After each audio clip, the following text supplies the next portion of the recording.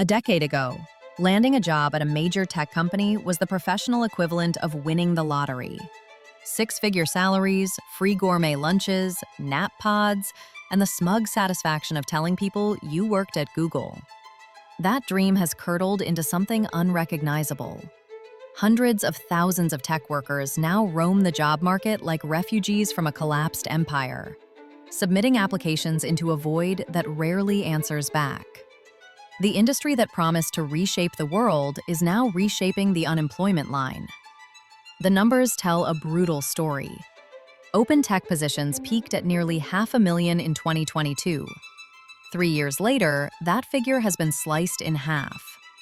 Since 2023, Amazon, Meta, and Google have shed workers like dead skin. Over 260,000 tech jobs eliminated globally that year alone. Another 150,000 vanished in 2024. By mid-2025, the bleeding continues, with 25,000 more already gone. The cuts concentrated where you'd expect: administrative roles, mid-level software engineering, middle management.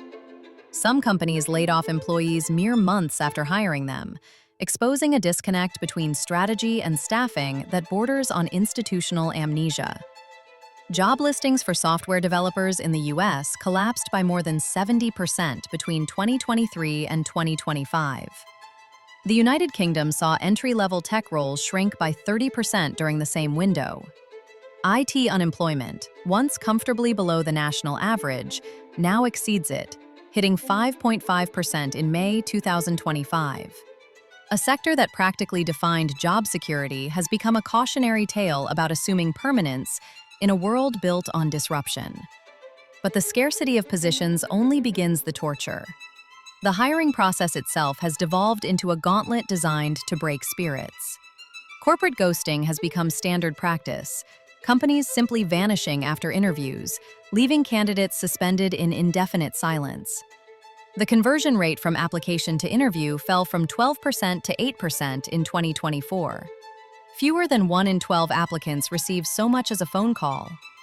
The average time to land a tech job stretched from 3 months to over 5, not because competition intensified, but because many postings exist only as mirages. Ghost jobs haunt the market like a systemic fraud nobody punishes. These are listings on LinkedIn, Indeed, and Glassdoor that were never meant to fill actual positions. Some companies post them to signal growth to investors.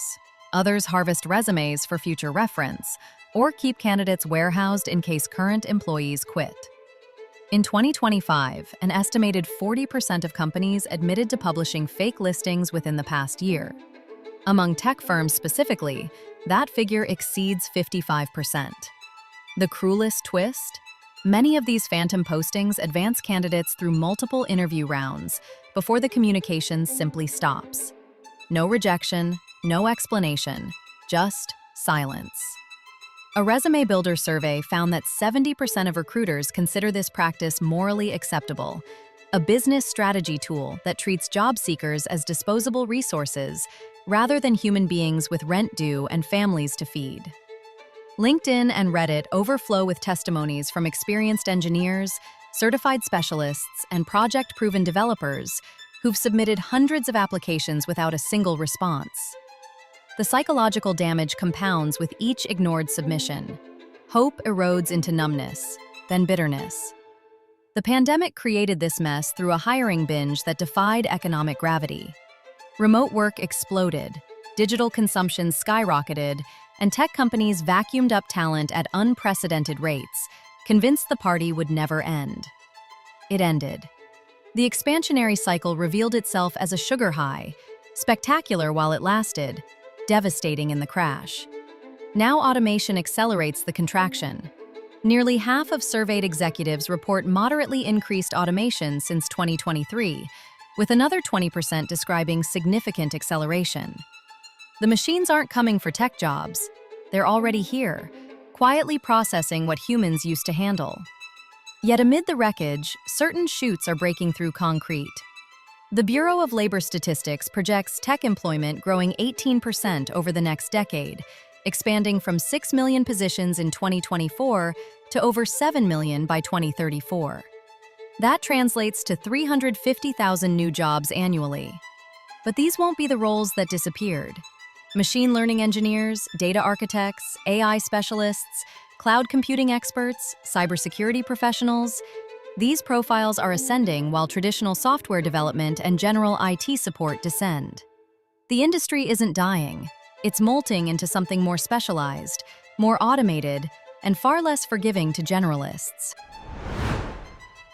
Educational requirements are shifting in parallel. Companies increasingly value practical certifications in specific technologies over 4-year degrees. The credential that once guaranteed entry now competes against focused training programs that cost less and teach more relevant skills. Universities are producing graduates for jobs that no longer exist in the numbers they once did. Young professionals absorb the heaviest impact.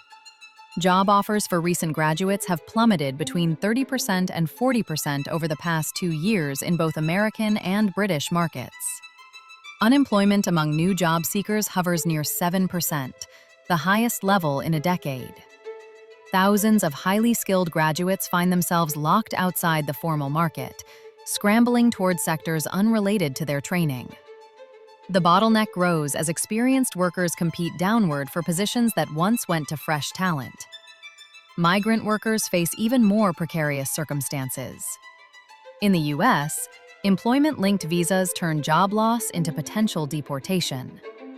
Over 10,000 engineers on H-1B visas lost positions in 2023, many still searching for placements that would let them remain in a country where they've built lives.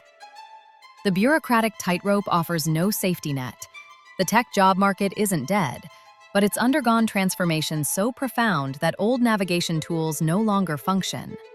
The era of mass hiring, whimsical office perks, and easy mobility between prestigious employers has closed. Whatever recovery emerges will be partial and selective. Some roles have vanished permanently. Others are being born in real time, demanding skills that didn't exist 5 years ago. Recovering doesn't mean returning to 2021 hiring numbers. It means accepting that the landscape has been permanently redrawn, more automated, more specialized, more ruthless toward those who can't adapt. The colorful campuses still stand, but the open doors have narrowed into guarded gates. Getting through now requires knowing exactly which skills matter, which postings are real, and which dreams belong to an industry that no longer exists.